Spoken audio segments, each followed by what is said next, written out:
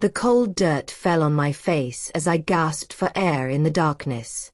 My heart pounded like thunder as I realized where I was, trapped inside a wooden box, buried underground. The smell of fresh earth filled my nose, and I could barely move my arms. This was supposed to be my final resting place, but I was very much alive. My own son, Michael, had done this terrible thing to me. I heard his voice above, talking to someone else. "It's finished. Mom won't bother us anymore about the inheritance," he said with a cruel laugh. "She'll never wake up from those pills I gave her." But Michael didn't know that I had only pretended to drink the tea he brought me. I was awake for everything, and now I was planning my escape and my revenge. But let me tell back to how this nightmare began. My name is Margaret Wilson, and I'm 73 years old. I lived in a big old house on Maple Street with my son Michael, who was 45. For 20 years, it had been just the two of us after my husband passed away. I thought Michael loved me, but I was about to learn a shocking truth. It all started 3 weeks ago on a sunny Tuesday morning. I was in my garden, watering my roses, when I heard Michael talking loudly on the phone in his room upstairs. The window was open, and his voice carried down to where I stood. "I can't wait any longer, Sarah," he was saying. "Mom has too much money just sitting there, and I need it now. My business is failing, and the bank wants their money back." I stopped watering and listened carefully. Who was Sarah? I had never heard Michael mention anyone by that name.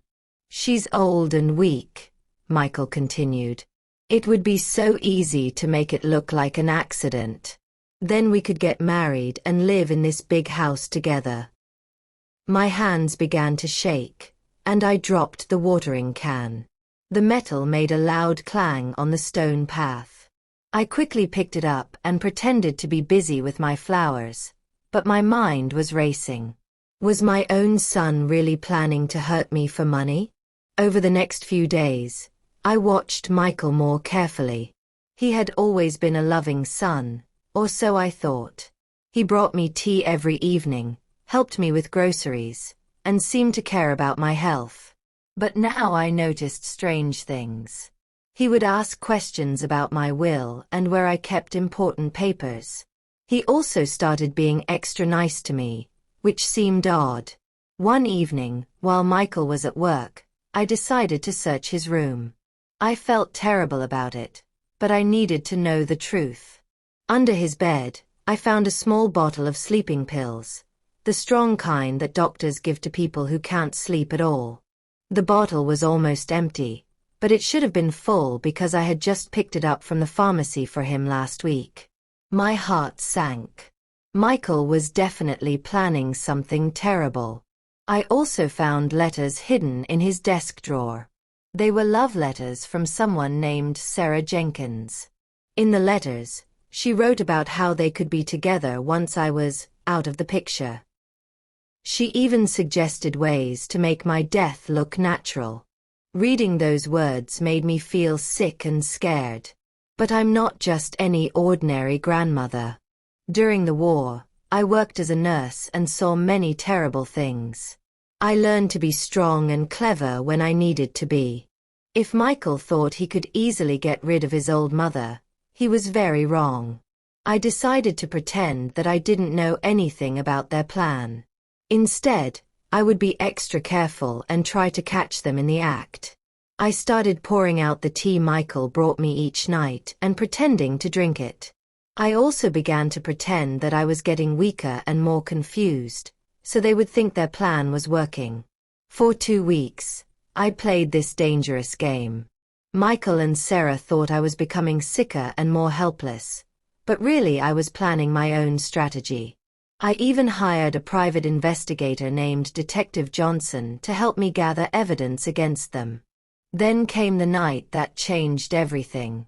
It was a rainy Thursday evening, and Michael brought me my usual cup of tea. But this time, the tea smelled different, bitter and strange. I pretended to drink it as always, but I could see that Michael was watching me more carefully than usual. "How are you feeling, Mom?" he asked with fake concern in his voice. "A little tired, dear," I replied, pretending to yawn. "I think I'll go to bed early tonight." "That's a good idea," Michael said with a smile that didn't reach his eyes. "You need your rest." I went to my bedroom and lay down on my bed, but I didn't fall asleep. Instead, I listened carefully to every sound in the house. Around midnight, I heard Michael talking quietly to someone downstairs. Then I heard footsteps coming up to my room. The door opened slowly, and Michael peeked inside. "Mom," he whispered. "Are you awake?" I kept my eyes closed and breathed slowly, pretending to be in a deep sleep. Michael came closer and shook my shoulder gently, then harder. When I didn't respond, he smiled and left the room. A few minutes later, I heard a car pull up outside. Through my bedroom window, I saw a woman with long blonde hair get out. This must be Sarah Jenkins. My heart pounded as I realized that tonight was the night they planned to get rid of me. I heard them talking downstairs, making their final plans. Then Michael came back to my room, carrying something large and wooden. It was a coffin. They had already prepared everything for my murder. "Help me get her into this," Michael whispered to Sarah. "We need to make sure she stays asleep while we bury her in the back garden." They thought I was unconscious from the drugged tea, but I was wide awake and terrified. They lifted me up and placed me inside the coffin. The wood felt cold and rough against my skin. Then they carried me outside into the rainy night. I heard the sound of shoveling as they dug a grave behind my own house, near the old oak tree where my husband used to sit and read his newspaper. The irony was terrible. They were burying me in the garden I had loved and cared for all these years. When they lowered the coffin into the ground, I had to use all my strength not to scream. The lid closed above me with a heavy thud, and then I heard the first shovelful of dirt hit the wood above my head. The sound of dirt hitting the coffin lid grew louder and more frightening with each shovelful. Thump, thump, thump. I lay perfectly still in the darkness, trying not to panic as the sounds became quieter and quieter. Soon, I could barely hear Michael and Sarah talking above ground. "That's deep enough," I heard Michael say, his voice now muffled by all the earth between us. "No one will ever find her here." "Are you sure she won't wake up?" Sarah asked nervously. "What if the pills wear off?" Michael laughed coldly. "Don't worry. Even if she does wake up, she's an old woman trapped in a wooden box 6 feet underground. She'll run out of air long before she could do anything about it." Their footsteps moved away, and then I heard the back door of my house close. A car engine started and drove away. Sarah was leaving, probably to avoid being seen at my house.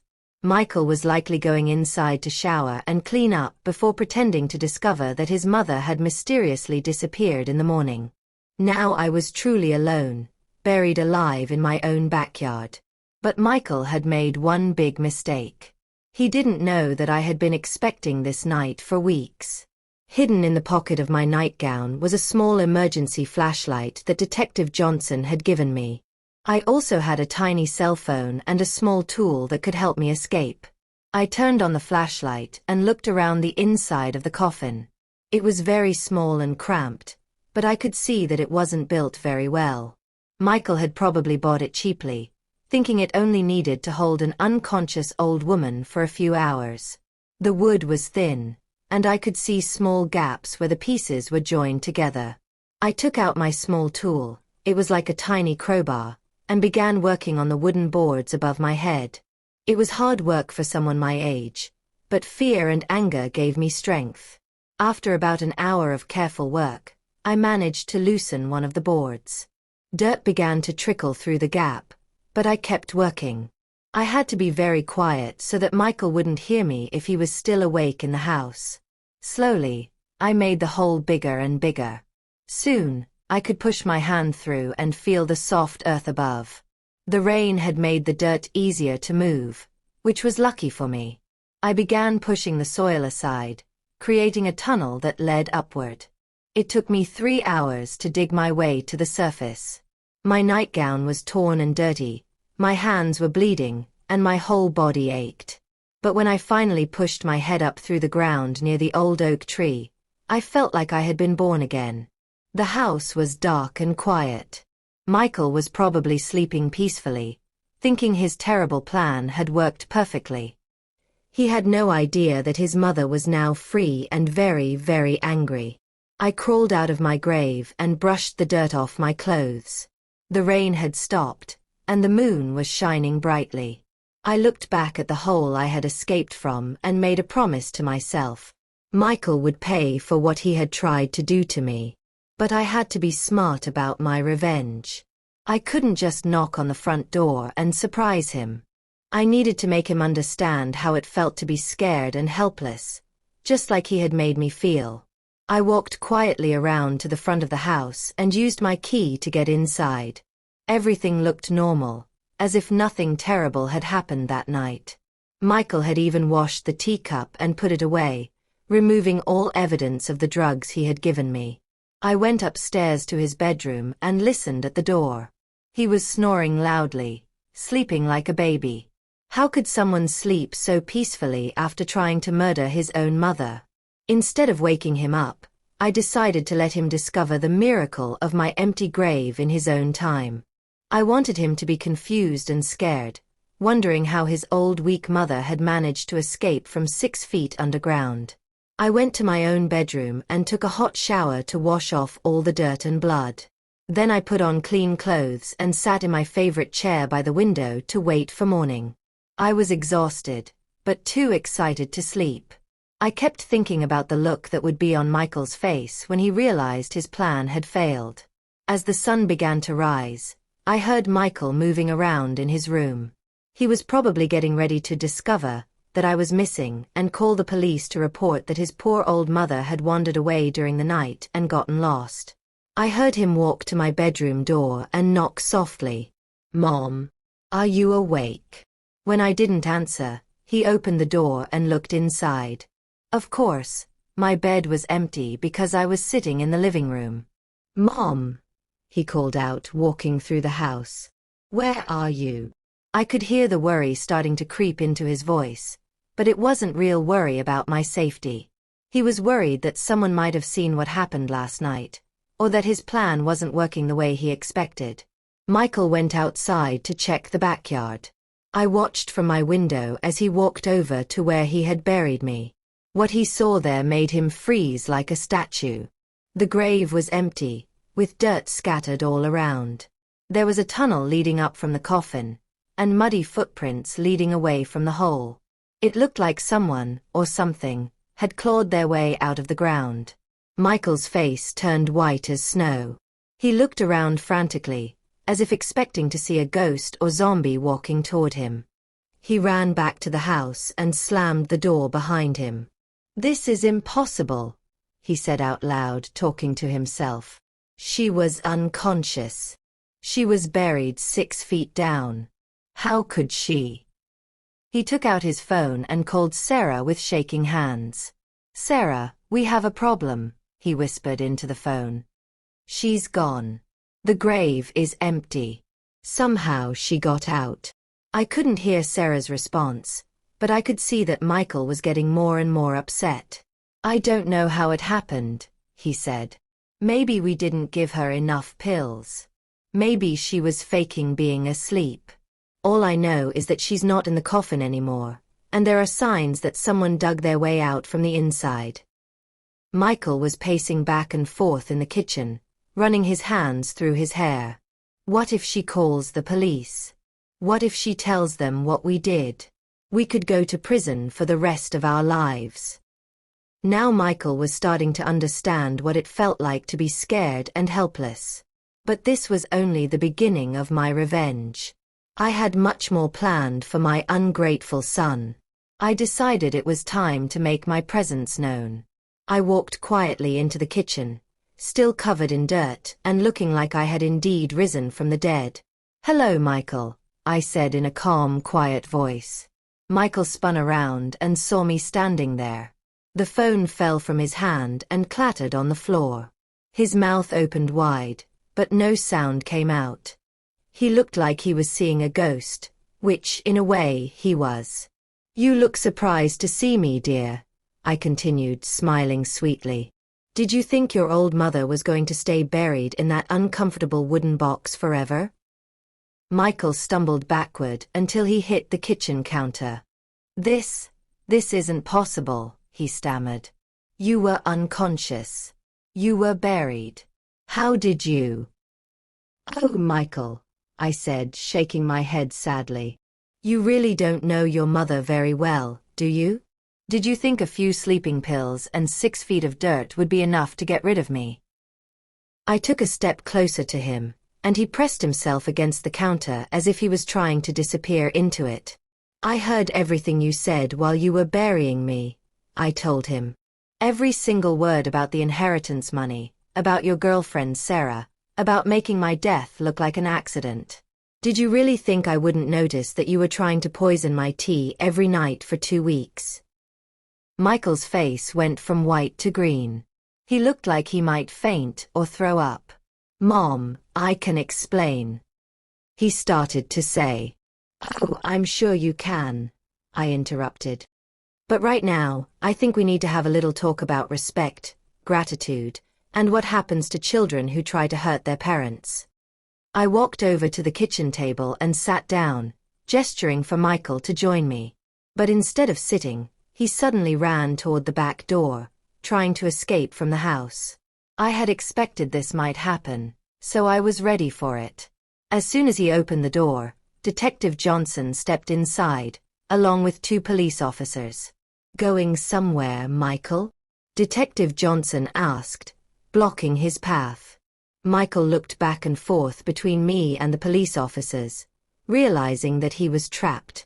But the biggest shock was still to come. Michael's eyes darted wildly between me, Detective Johnson, and the 2 police officers standing in our kitchen. His face had turned a sickly shade of green, and sweat was pouring down his forehead even though the morning air was cool. "I don't understand," Michael said, his voice shaking like a leaf in the wind. "How did you? When did you?" He couldn't even finish his sentences because his mind was racing too fast for his mouth to keep up. Detective Johnson smiled and pulled out a small recording device from his jacket pocket. "Your mother has been working with us for 3 weeks, Michael. She hired me when she first overheard your phone conversation with Sarah Jenkins. We've been recording everything." I stood up from the kitchen table and walked over to where Michael was standing. He looked so small and scared now, nothing like the confident man who had been planning my murder just hours before. "You see, my dear son," I said gently, "I may be 73 years old, but I'm not stupid. When I heard you talking about making my death look like an accident, I knew I had to protect myself." Detective Johnson pressed a button on his recording device, and Michael's own voice filled the kitchen. "She's old and weak. It would be so easy to make it look like an accident. Then we could get married and live in this big house together." Michael's knees buckled, and he had to grab onto the kitchen counter to keep from falling down. "That's not. I didn't mean." He tried to say, but the words stuck in his throat like peanut butter. "Oh, but there's more," I said, nodding to Detective Johnson to continue playing the recordings. Sarah's voice came through the speaker next. "Maybe you could give her too much of her heart medicine. Old people have heart attacks all the time. No one would suspect anything." Then Michael's voice again. "That's a good idea. Or I could push her down the stairs and make it look like she fell. She's always been clumsy."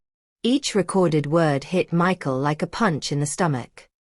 He slumped down into one of the kitchen chairs and put his head in his hands.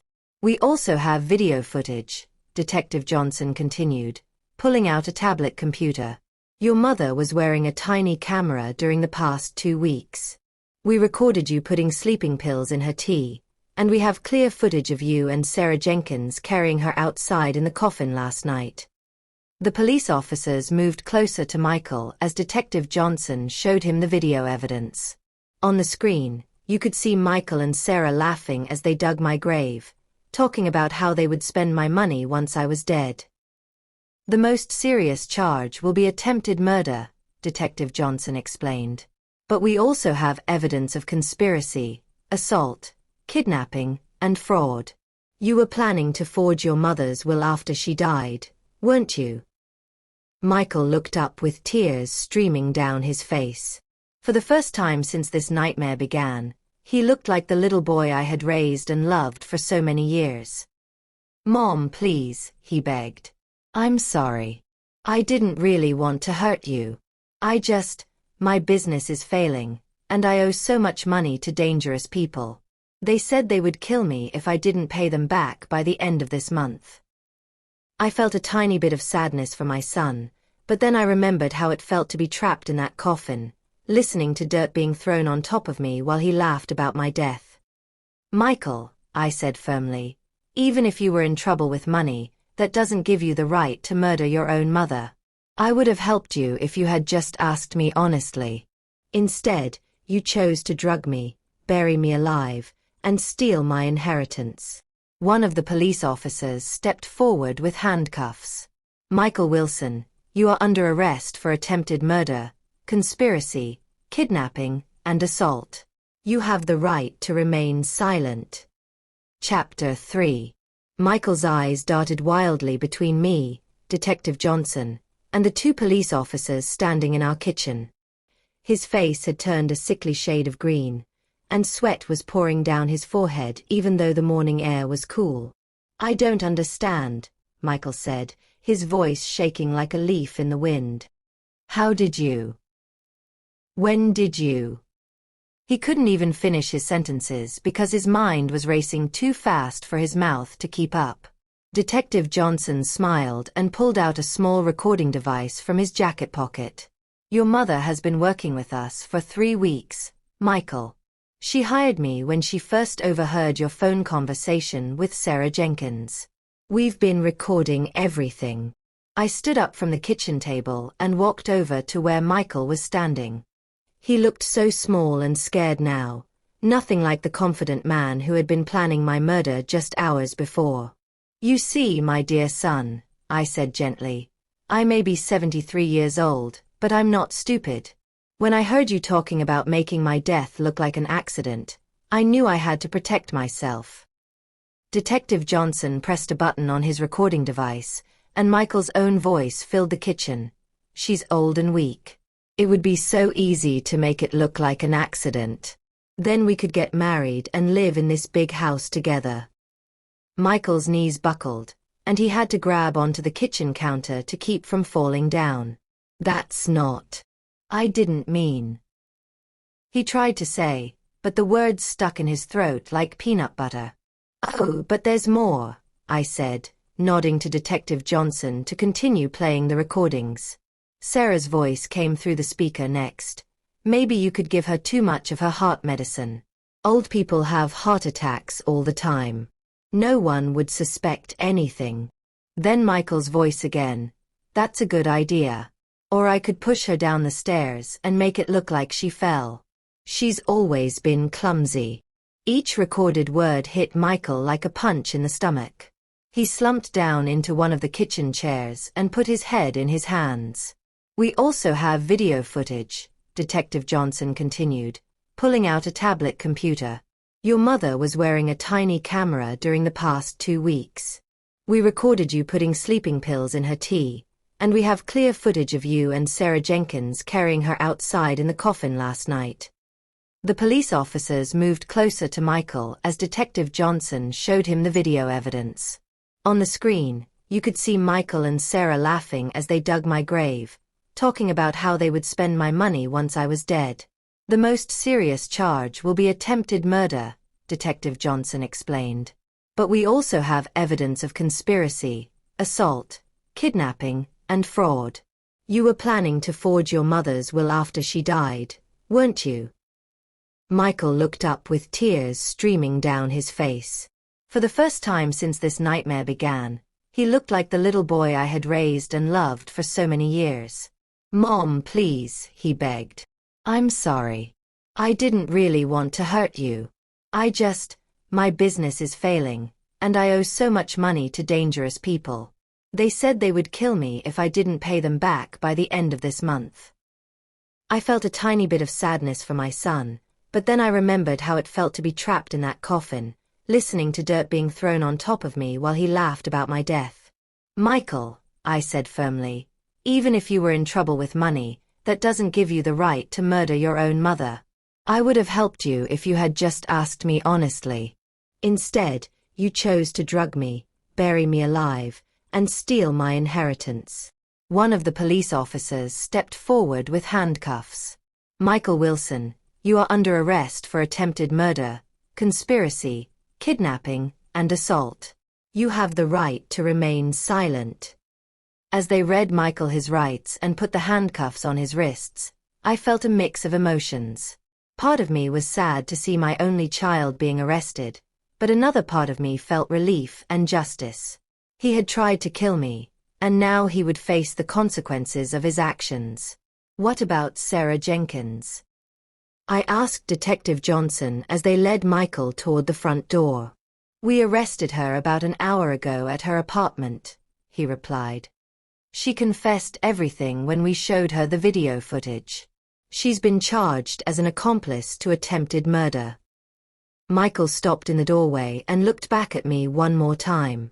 "Mom, I know you probably can't forgive me, but I want you to know that I did love you. I made terrible choices. I looked at my son, this man who had tried to bury me alive for money, and I felt sorry for him. Michael, I did love you too. That's why this hurts so much. Love doesn't mean letting people hurt you, even if they're family." After the police car drove away with Michael inside, I sat down in my living room and finally allowed myself to cry. Detective Johnson sat with me and made sure I was okay.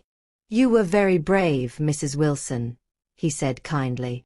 "Not many people would have had the strength to dig their way out of a grave and then face their attacker so calmly." "I learned a long time ago that you can't let fear control your life," I replied, wiping my eyes with a tissue. "When someone tries to hurt you, you have two choices. You can be a victim, or you can fight back." I chose to fight back. Over the next few weeks, Michael and Sarah's story was all over the local news. People couldn't believe that a son would try to bury his own mother alive for inheritance money. Many neighbors came to visit me and tell me how proud they were of my courage. Michael and Sarah both pleaded guilty to their crimes. Michael was sentenced to 15 years in prison, and Sarah got 10 years. They also had to pay me money for all the emotional pain and suffering they had caused. But the most important thing I learned from this terrible experience was about forgiveness and family. Even though Michael had tried to kill me, he was still my son. I decided to visit him in prison once a month, not because I agreed with what he did, but because I believe people can change if they truly want to. During our first visit, Michael cried and apologized over and over again. "I don't deserve your forgiveness, Mom," he said. "I tried to murder you for money. I'm a terrible person." "Michael," I told him, "what you did was terrible and unforgivable. But that doesn't mean you're a terrible person forever. People make bad choices, sometimes very bad choices. The question is, what are you going to do now to become a better person?" Michael started going to therapy in prison and taking classes to learn new job skills. He wrote me letters every week, telling me about the changes he was making in his life and his thinking. I also used this experience to help other elderly people who were being mistreated by their families. I started speaking at community centers and senior citizen groups, teaching people how to recognize the warning signs of elder abuse and what to do about it. The most important lesson I learned is that being old doesn't mean being helpless. Age brings wisdom, experience, and inner strength that young people often don't have. When someone tries to take advantage of you because they think you're weak, you have the right to defend yourself and seek justice. I also learned that money and inheritance can make people do terrible things, even to the people they love.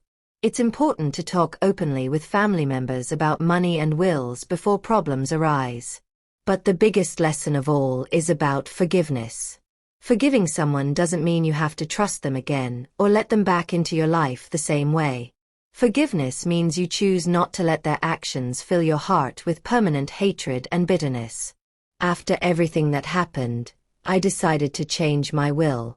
Instead of leaving all my money to Michael when I die, I'm now leaving most of it to charities that help elderly people and victims of family violence. Michael will get a small amount, but only after he completes his prison sentence and proves that he has truly changed his life. I'm now 74 years old, and I live alone in my big house on Maple Street. But I'm not lonely or afraid. I have new friends from my speaking engagements, I volunteer at the local hospital, and I still tend to my garden every day. Sometimes, when I'm watering my roses near the old oak tree, I look at the spot where Michael buried me that terrible night. The grass has grown back, and you can't tell that anything ever happened there. But I remember, and I'm grateful every day that I had the strength and courage to fight for my life. My story shows that it's never too late to stand up for yourself, no matter how old you are or how hopeless things might seem. Sometimes the people who hurt us most are the ones we love most, but that doesn't mean we have to let them destroy us. As I finish telling you this story, I want you to remember, if someone is trying to hurt you or take advantage of you, don't stay silent. Ask for help. Fight back. You are stronger than you think, and you deserve to be treated with respect and kindness, no matter who is trying to hurt you. And always remember, just because someone is family doesn't mean they have the right to harm you. Love should never come with the price of your safety or your life. What did you think of Grandma Margaret's incredible story of survival and justice? Have you ever faced a situation where someone you trusted tried to take advantage of you? Share your thoughts in the comments below, and don't forget to subscribe for more amazing stories of courage and survival. Hit that notification bell so you never miss our latest tales of ordinary people doing extraordinary things. Remember, you're stronger than you know, and it's never too late to fight for what's right. 3 months had passed since Michael's arrest, and I thought the worst was behind me. I was wrong. One sunny Wednesday morning, as I was having my breakfast and reading the newspaper, the doorbell rang. When I opened the door, I saw a tall man in an expensive suit with cold, dark eyes that made me feel uncomfortable. "Mrs. Margaret Wilson?" he asked in a voice that sounded like gravel. "Yes, that's me," I replied, keeping the door only half open. "My name is Vincent Romano," he said, showing me a business card. "I represent some people who had a business arrangement with your son Michael. We need to discuss his debts." My heart started beating faster. Michael had mentioned owing money to dangerous people, but I had hoped that with him in prison, those problems would go away. I was about to learn that some problems don't disappear just because you want them to. "I'm sorry, but Michael's financial problems are not my responsibility," I said, starting to close the door. Vincent put his foot in the doorway to stop me. "I'm afraid it's not that simple, Mrs. Wilson. Your son borrowed $200,000 from my employers 6 months ago. He promised to pay it back with interest by the end of last month. When he couldn't pay, he told us that he would have access to his inheritance very soon." I felt a chill run down my spine. This explained why Michael had been so desperate to get my money. He hadn't just been greedy. He had been scared for his life. "As I said, that's not my problem," I repeated, trying to sound braver than I felt. "Michael is an adult, and he made his own choices." Vincent smiled, but it wasn't a friendly smile. It was the kind of smile a snake might make before it bites you. "Mrs. Wilson, when someone owes my employers money and can't pay, we look for other ways to collect what we're owed. Since Michael is in prison and can't work, and since he told us his mother was a wealthy woman with a big house and savings account, well, you can see where this is going." "Are you threatening me?" I asked, my voice getting stronger despite my fear. I'm simply explaining the situation, Vincent replied. My employers are reasonable people. They don't want to hurt anyone unnecessarily. But they also don't like to lose money. We know all about your house, your bank accounts, and your daily routines. We know you live alone and that your nearest neighbor is quite far away. The message was clear: pay Michael's debt, or bad things would happen to me. I need time to think about this, I said. Vincent checked his expensive watch. You have 48 hours to come up with the money, Mrs. Wilson. If you contact the police or try to run away, things will become very unpleasant for you. We'll be watching. After he left, I locked all the doors and windows and called Detective Johnson immediately. But when I told him what had happened, his response wasn't what I had hoped for. Mrs. Wilson, I understand you're scared, but Vincent Romano works for a legitimate debt collection agency, Detective Johnson explained. What he did was aggressive and inappropriate, but technically he didn't break any laws. He didn't directly threaten to hurt you, but he implied it. I protested. Implying something and saying it directly are two different things in the eyes of the law, Detective Johnson said sadly. Unless he makes a specific threat of violence, there's not much we can do. However, I can increase patrol cars in your neighborhood and put a panic button system in your house. That night, I barely slept. Every sound made me jump, thinking that Vincent's employers might be breaking into my house. I realized that even though I had survived Michael's attempt to kill me, I was still not safe. The next morning, I decided to take action. If the police couldn't help me legally, I would have to help myself. I wasn't going to be a victim again. I drove to the public library and used their computers to research Vincent Romano and his debt collection agency. What I found made my blood run cold. Several elderly people had died under mysterious circumstances after owing money to the same organization. The deaths were ruled as accidents or natural causes, but the pattern was too obvious to ignore. One old man had supposedly fallen down his stairs and broken his neck. A widow had apparently had a heart attack while alone in her house. Another elderly woman had died in a house fire that investigators said was caused by faulty wiring. These people were being murdered for money, and the killers were very good at making it look like accidents. I realized that I was dealing with professional criminals who had done this many times before. But I had advantages that their previous victims probably didn't have.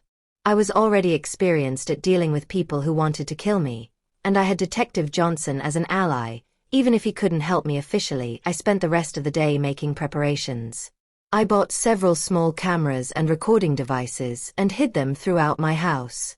I also purchased some items that would help me defend myself if Vincent or his associates tried to break in. That evening, as I was having dinner, I heard a car pull up outside. Through my window, I saw Vincent Romano get out, along with two other men who looked like they spent a lot of time at the gym. They were carrying what looked like tool bags, which probably didn't contain regular tools. Instead of waiting for them to break in, I decided to surprise them. I turned off all the lights in my house and used the back door to sneak outside. Then I hid behind my garden shed and watched as they approached my front door. The old lady should be asleep by now, I heard Vincent tell the other men. Make it look like a robbery gone wrong. Take some jewelry and cash to make it believable, but make sure she doesn't survive to identify us. They picked the lock on my front door and went inside. I could see their flashlights moving around through the windows as they searched for me. When they realized I wasn't in the house, they became confused and started arguing. "Where is she?" one of them said angrily.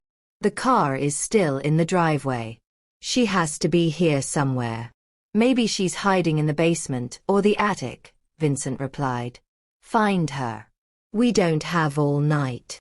While they were distracted, I snuck around to Vincent's car and did something that would make their evening much more interesting. I had learned a few tricks during my younger years that I thought I might never need to use again.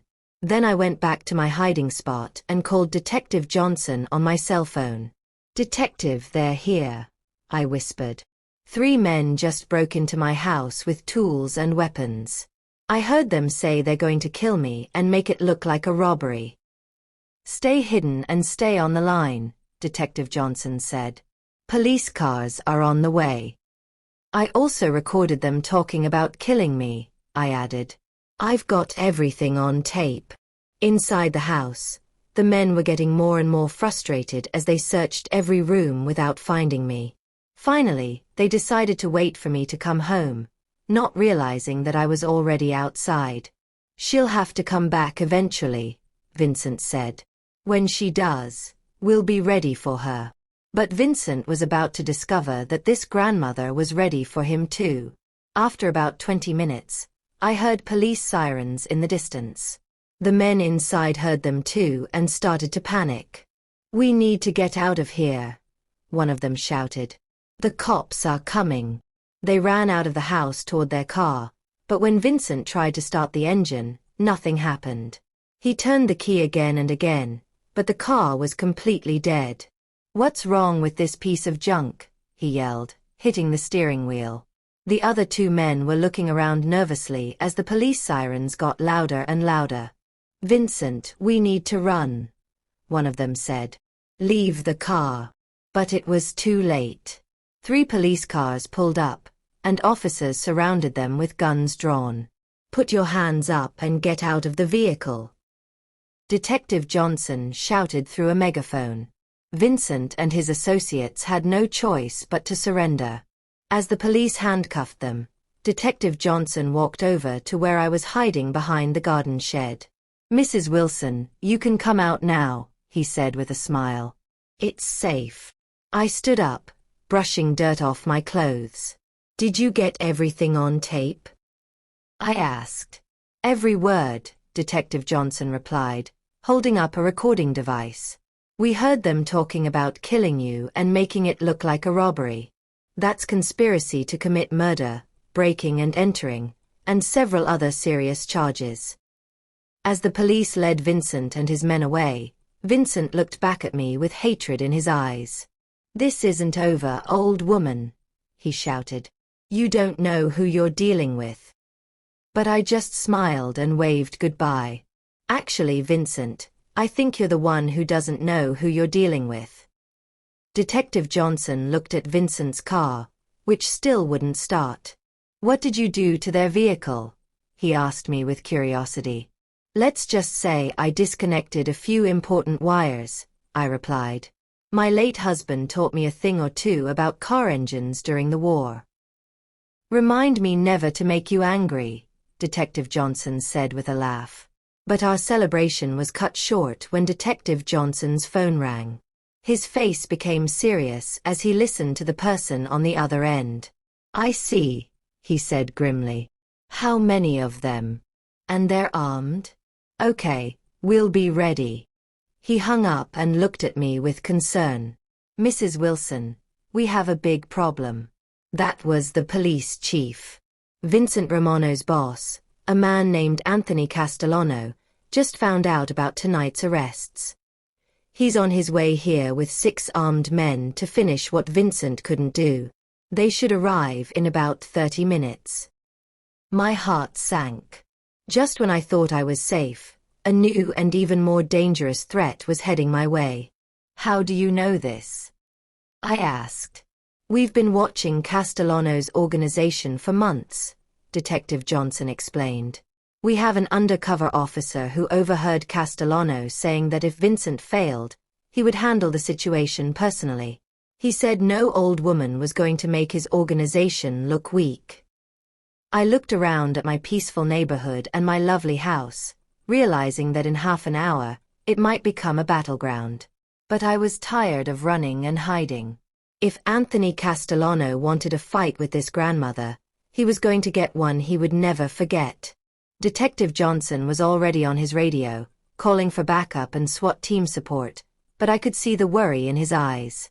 Mrs. Wilson, we need to get you out of here right now, he said urgently. Anthony Castellano is not like Vincent Romano. He's a killer who has been running criminal operations for 20 years.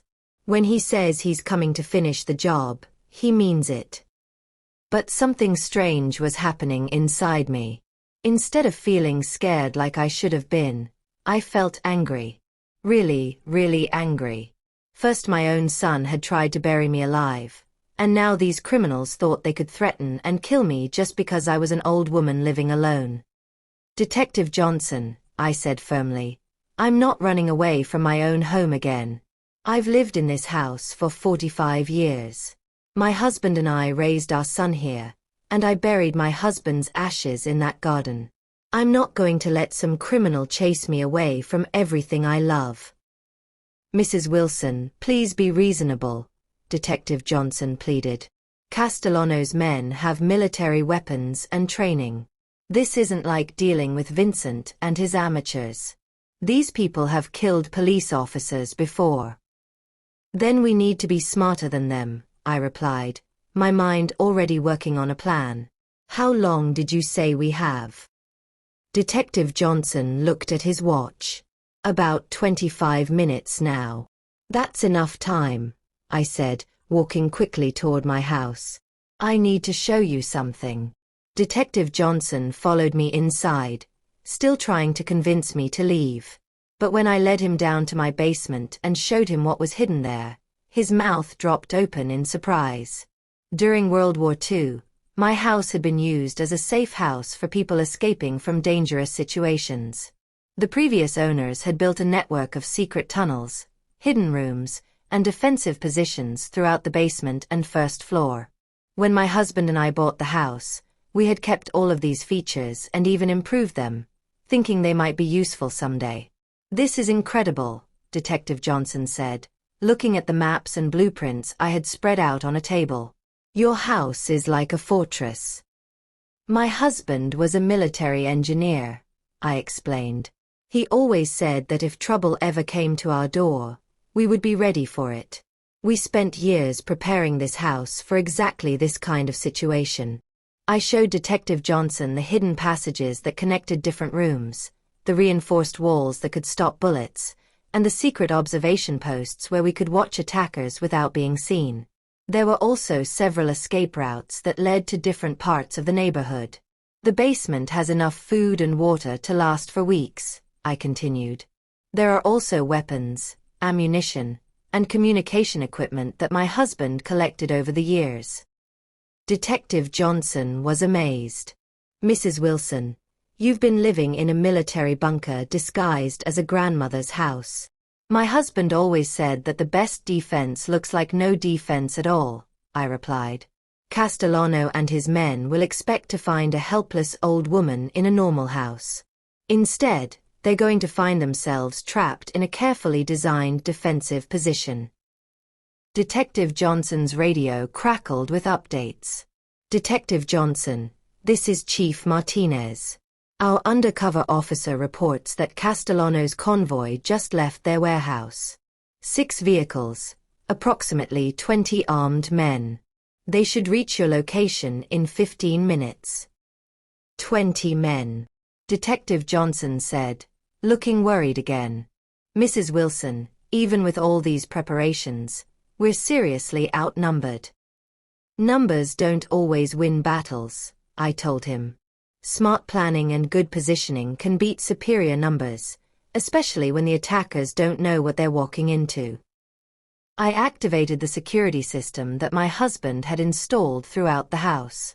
Suddenly, dozens of small cameras came to life, showing us every angle around the property. We could also see several motion sensors, tripwires, and other defensive measures that were now armed and ready. Detective Johnson, I said, handing him a detailed map of the house. I need you to position your officers in these specific locations. Don't put anyone outside where they can be seen. We want Castellano to think the house is undefended. What about you? He asked. Where will you be during the fight? I smiled and pointed to a spot on the map marked Command Center. It was a hidden room in the basement that had a view of the entire property and controls for all the defensive systems. I'll be coordinating everything from down there, I said. This may be Castellano's first time attacking my house, but I've been practicing for this day for 20 years. Detective Johnson looked at me with new respect. Mrs. Wilson, you're not just a tough grandmother. You're a tactical genius. I learned from the best, I replied, thinking of my late husband. Now let's get ready to show these criminals what happens when they threaten the wrong old lady.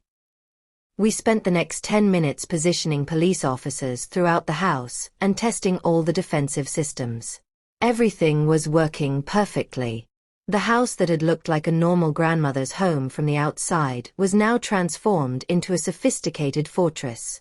Detective Johnson's radio crackled again. All units, be advised. Castellano's convoy has been spotted 2 blocks away. 6 black SUVs with tinted windows. They're moving slowly, probably looking for escape routes. I went down to the command center and activated all the monitoring equipment.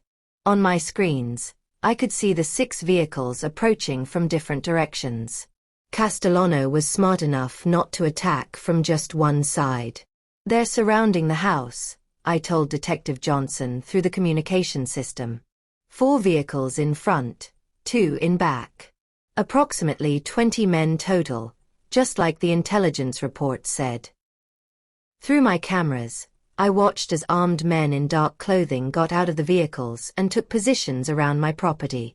They moved like professional soldiers, which meant this was going to be more dangerous than I had expected. One man who was clearly the leader, probably Anthony Castellano himself, was giving orders to the others. He was tall and muscular, with gray hair and scars on his face that told stories of violence. Remember, I heard him say through the listening devices I had placed around the house, the old woman embarrassed our organization tonight. She cost us 3 good men and made us look weak. I want her to suffer before she dies. My blood ran cold as I listened to his cruel words, but I also felt something else, determination. This man thought he could come to my home and hurt me, but he was about to learn a very painful lesson about underestimating grandmothers. Mrs. Wilson, Detective Johnson's voice came through my headset. They're moving into position. It looks like they're going to try to break in through the front and back doors at the same time. Perfect, I replied, my fingers hovering over the control switches. Let them get close. We want them to feel confident before we spring our surprise. Through my cameras, I watched as Castellano's men approached my house. They had no idea that every step they took was being monitored, or that they were walking into a trap that had been 20 years in the making. Okay, boys, I heard Castellano say, let's finish this quickly. Break down both doors on my signal. Kill anyone you find inside, but make the old woman's death slow. I want her to regret the day she decided to mess with our business. 2 teams of armed men positioned themselves at my front and back doors. They were carrying heavy weapons and wearing body armor, expecting a serious fight. But they were looking for enemies in the wrong places. Signal the teams, Castellano ordered. Go, go, go. The men ran toward my doors, ready to break them down and storm inside. But as soon as their feet hit the hidden pressure plates I had installed on my porch and back steps, several things happened at once. Bright floodlights suddenly illuminated the entire property, blinding the attackers who had been moving in darkness. At the same time, a loud alarm began wailing, and smoke started pouring out of hidden vents around the house. What the hell is happening? I heard one of the men shout in confusion. But the surprises were just beginning. As the men stumbled around in the smoke and bright lights, trying to figure out what was going on, the real trap was activated. Now, I said into my headset, and Detective Johnson's officers opened fire from their hidden positions inside the house. The attack that Castellano had expected to be quick and easy suddenly turned into a nightmare for his men. They were caught in the open, blinded by lights, confused by smoke, and taking fire from enemies they couldn't see. Take cover, Castellano screamed, but there was nowhere to hide. The open yard around my house became a killing field as his men scrambled for protection that didn't exist. Several of Castellano's men were hit in the first few seconds of the fight. Others tried to retreat to their vehicles, but I had one more surprise waiting for them. Activating perimeter defense, I announced, and suddenly the tires on all 6 of Castellano's vehicles exploded simultaneously. Hidden spikes had been triggered around the entire property, making escape impossible. "We're trapped," one of the men yelled in panic. The old woman turned her house into a fortress. But Anthony Castellano was not the kind of man who gave up easily, even when his plans went horribly wrong. Instead of retreating, he became more dangerous and desperate. "If we can't leave, then we kill everyone in that house," he roared over the sound of gunfire. "Use the rocket launcher. Blow the whole place up." My heart stopped as I saw one of his men pull out a military-grade weapon that could destroy my house and everyone inside it. This had just become a fight for survival, and the stakes were higher than I had ever imagined. Through my security cameras, I watched in horror as one of Castellano's men aimed a rocket launcher directly at my kitchen window. This was not part of any plan I had prepared for. All of my husband's defensive preparations were designed to stop bullets and small explosions, not military-grade rockets that could level the entire house. "Detective Johnson," I shouted into my headset. "They have a rocket launcher. Everyone needs to get to the reinforced basement immediately." "Copy that," Detective Johnson replied, his voice tight with urgency. "All officers, fall back to the basement shelter. Move, move, move." I could hear footsteps running through the house above me as the police officers abandoned their positions and headed for the reinforced safe room that my husband had built for exactly this kind of emergency. But I knew we only had seconds before that rocket turned my home into a pile of rubble. Then I remembered something my husband had shown me years ago, a last resort defensive system that he had hoped we would never need to use. It was dangerous and could hurt innocent people, but desperate times called for desperate measures. "Hold on, everyone," I announced, reaching for a red switch that was covered by a protective case. "This is going to get bumpy." I broke the glass cover and flipped the switch just as the man outside fired his rocket launcher. What happened next was something that Anthony Castellano and his men could never have expected. Hidden throughout my property were dozens of small explosive charges that my husband had buried 20 years ago. They weren't meant to kill people, but to create confusion and disable attackers. When I activated the system, the charges went off in a carefully planned sequence that made the ground around my house shake like an earthquake. The rocket that was heading toward my kitchen suddenly veered off course as the man firing it lost his balance when the ground beneath his feet exploded. Instead of hitting my house, the rocket flew over the roof and exploded harmlessly in the empty field behind my property. Castellano's men were thrown to the ground as small explosions erupted all around them.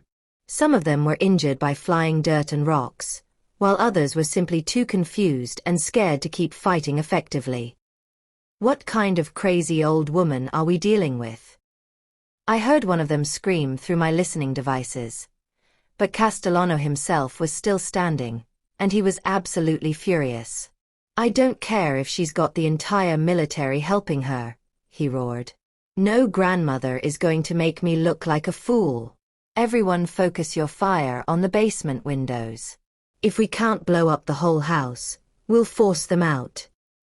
The remaining attackers began shooting at the small basement windows, trying to break through to where we were hiding. Fortunately, my husband had reinforced those windows with bulletproof glass, but I could see cracks starting to appear under the heavy gunfire. "Mrs. Wilson," Detective Johnson said, breathing heavily as he and his officers crouched in the safe room, "do you have any other surprises hidden in this house? Because we're going to need them." I looked at the control panel in front of me and saw several switches that I had never used before.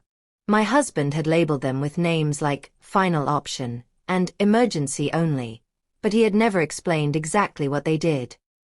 "I have a few more tricks," I said, "but I'm not sure what will happen when I use them." My husband was very secretive about some of his preparations. Outside, Castellano was organizing his remaining men for a final assault on the house. Through my cameras, I could see that several of his attackers were injured but still fighting. The man with the rocket launcher was unconscious, but others had pulled out more weapons and explosives. "There!" Castellano shouted, pointing at a basement window where the bulletproof glass was starting to crack. "Keep shooting at that spot. Once we break through, we can throw grenades into their hiding place." I realized that we were running out of time and options. Castellano was not going to give up, and eventually his men would break through our defenses. I had to try something desperate. "Detective Johnson, I'm going to activate one of my husband's mystery systems," I announced. "Everyone hold on tight and be ready for anything." I chose a switch labeled Confusion Protocol, and hoped that it wouldn't hurt the good guys along with the bad guys. When I flipped the switch, the results were immediate and bizarre. Suddenly, loud music began playing from hidden speakers all around the property. But this wasn't just any music. It was a recording of my late husband's voice, mixed with sound effects that made it seem like there were hundreds of people surrounding Castellano's men. "Attention criminals!" My husband's voice boomed across the yard. "You are surrounded by the 42nd Infantry Division. Drop your weapons and surrender immediately, or face the consequences." At the same time, bright lights began flashing in patterns that made it look like military vehicles were approaching from all directions. The sound effects included the noise of helicopters, tanks, and marching soldiers. Castellano's men stopped shooting and looked around in panic.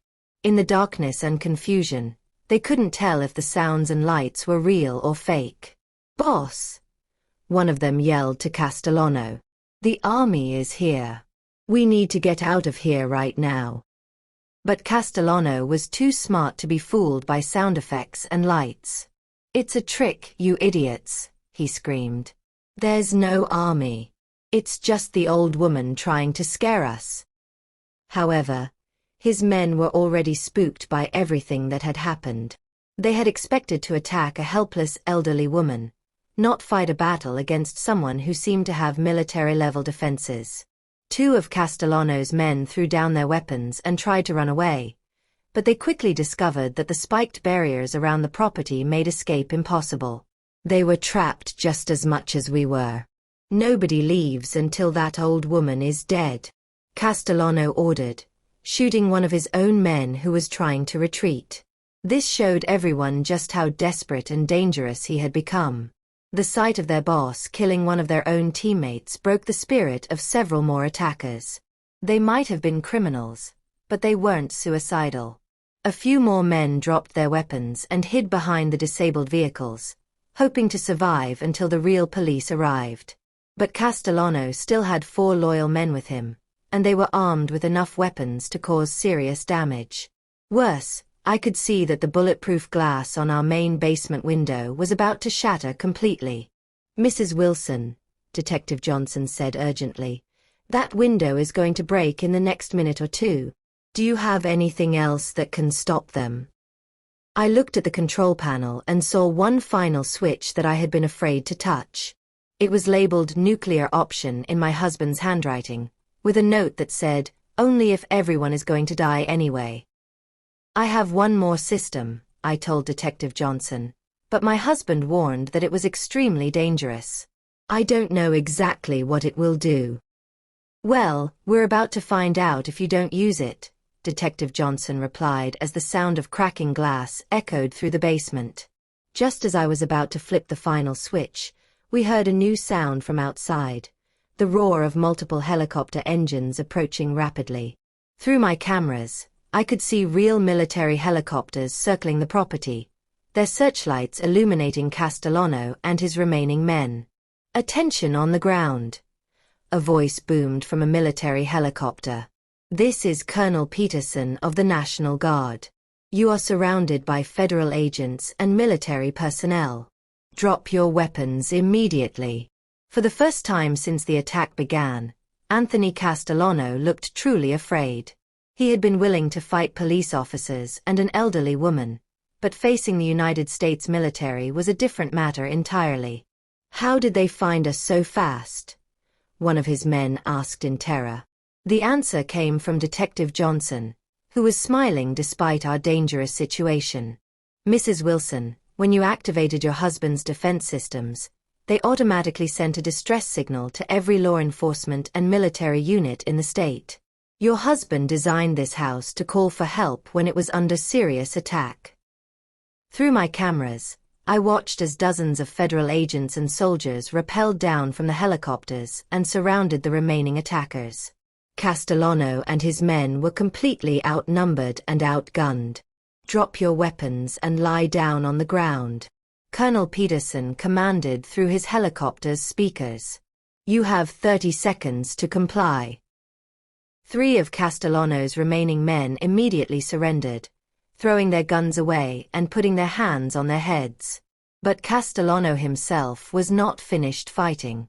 "If I'm going down, I'm taking that old woman with me," he screamed, pulling out a hand grenade and running toward the basement window that was about to break. He was going to sacrifice his own life to kill me, Detective Johnson, and all the police officers hiding in the basement with us. The man was completely insane with rage and hatred. But just as Castellano reached the cracked window and pulled the pin from his grenade, something unexpected happened that saved all of our lives. As Anthony Castellano pulled the pin from his grenade and raised his arm to throw it through the cracked basement window, a single gunshot rang out across the yard. Castellano's body jerked backward, and the grenade fell from his hand, rolling harmlessly away from the house before exploding in the empty garden. Through my security cameras, I saw a figure emerging from behind the old oak tree where I had been buried alive just 3 months earlier. It was my son Michael, wearing an orange prison uniform and holding a smoking rifle. "Nobody hurts my mother," Michael said quietly, his voice carrying across the silent battlefield. "Nobody." Detective Johnson and I stared at each other in complete shock. "How is Michael here?" I whispered. "He's supposed to be in prison." The answer came through Detective Johnson's radio as federal agents secured the scene outside. "Detective Johnson, this is Warden Martinez from State Penitentiary. We received an emergency call about an attack on Margaret Wilson's property. Inmate Michael Wilson requested immediate temporary release to help protect his mother. Given the extraordinary circumstances and his cooperation with authorities, we granted permission under federal emergency protocols." Chapter 7. As Anthony Castellano pulled the pin from his grenade and raised his arm to throw it through the cracked basement window, a single gunshot rang out across the yard. Castellano's body jerked backward, and the grenade fell from his hand, rolling harmlessly away from the house before exploding in the empty garden. Through my security cameras, I saw a figure emerging from behind the old oak tree where I had been buried alive just 3 months earlier. It was my son Michael, wearing an orange prison uniform and holding a smoking rifle. "Nobody hurts my mother," Michael said quietly, his voice carrying across the silent battlefield. "Nobody." Detective Johnson and I stared at each other in complete shock. "How is Michael here?" I whispered. "He's supposed to be in prison." The answer came through Detective Johnson's radio as federal agents secured the scene outside. "Detective Johnson, this is Warden Martinez from State Penitentiary. We received an emergency call about an attack on Margaret Wilson's property. Inmate Michael Wilson requested immediate temporary release to help protect his mother. Given the extraordinary circumstances and his cooperation with authorities, we granted permission under federal emergency protocols." I felt tears running down my cheeks as I watched my son through the cameras. Despite everything that had happened between us, despite the terrible things he had done to me, he had risked his life to save mine when it mattered most. Michael saw the news reports about Vincent Romano's arrest and Castellano's threats, Detective Johnson explained as we climbed out of the basement to survey the damage. He contacted the FBI and told them everything he knew about Castellano's organization. His information helped law enforcement track down their hideouts and prevent other attacks. Outside, federal agents were arresting the surviving attackers and treating the wounded. Colonel Peterson approached me with a respectful salute. "Mrs. Wilson, I've been in the military for 30 years, And I've never seen a more impressive defensive setup, he said with admiration. Your husband was a tactical genius, and you executed his plans perfectly. You saved a lot of lives tonight.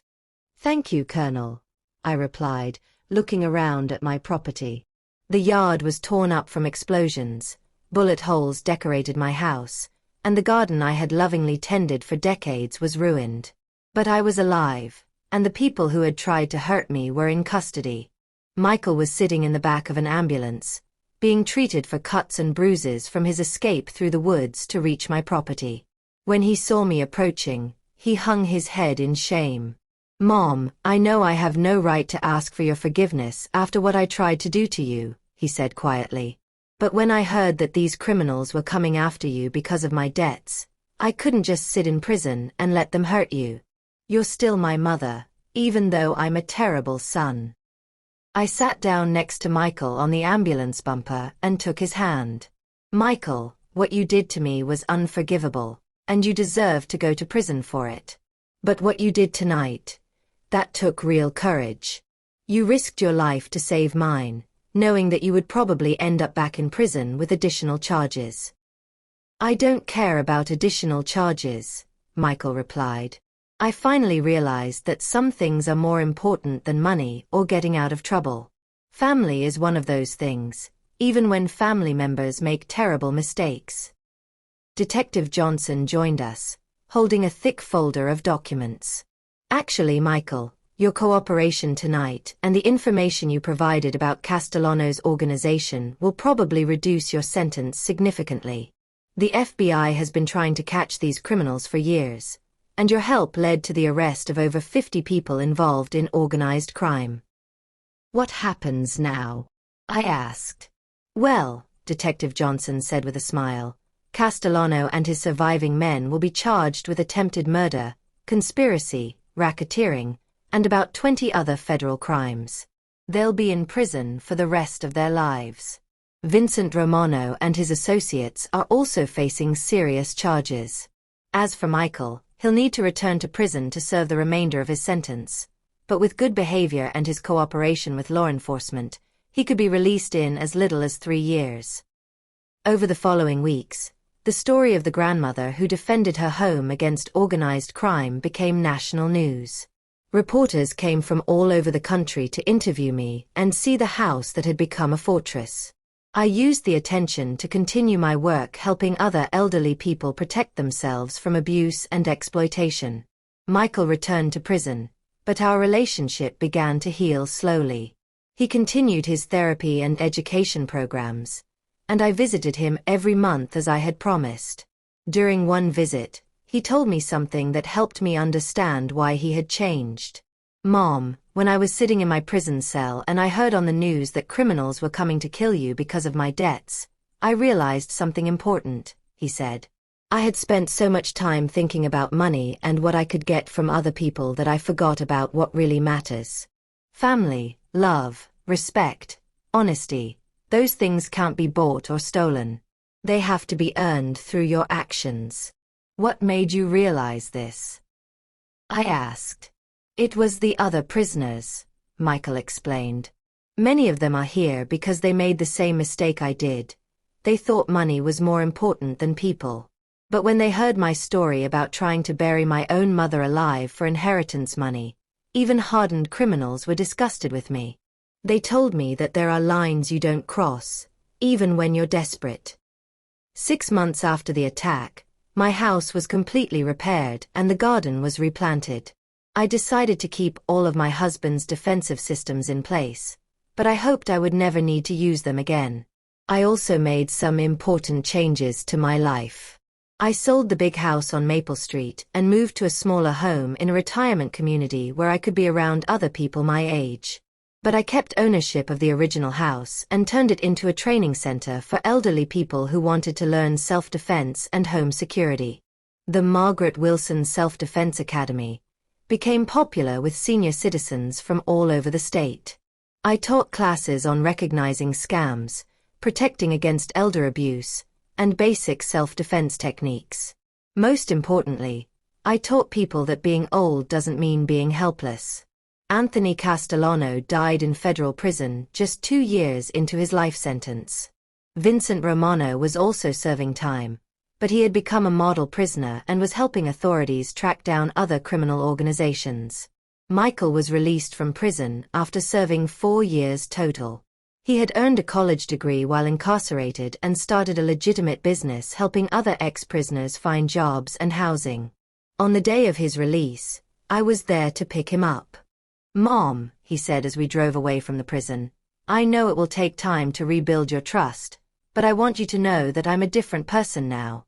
I'll spend the rest of my life trying to make up for what I did to you."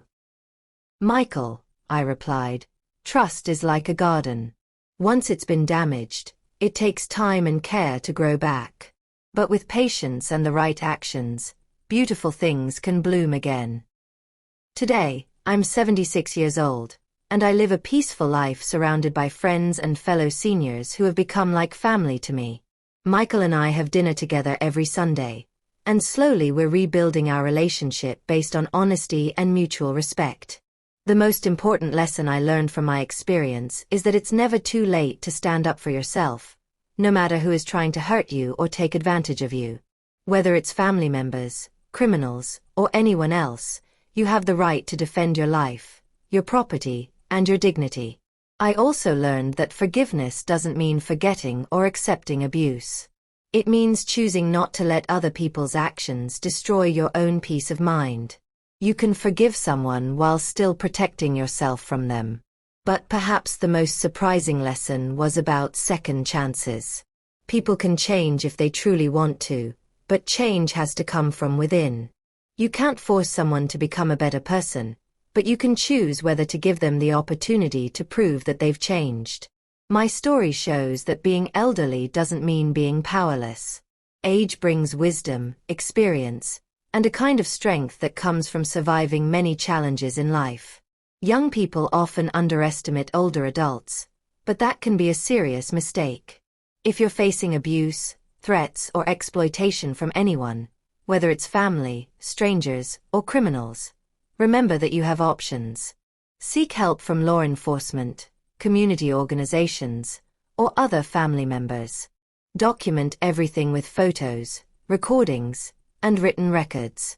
And most importantly, don't stay silent. The people who try to hurt elderly adults are counting on their victims being too scared, confused, or ashamed to fight back. They choose older targets because they think we're easy prey. But when we show them that we're not helpless victims, they quickly discover that they've made a very big mistake.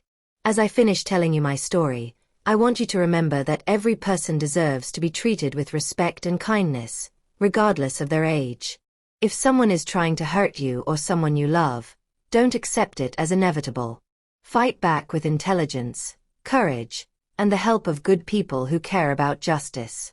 And never forget, sometimes the most dangerous enemy is someone who underestimates a determined grandmother who refuses to be a victim.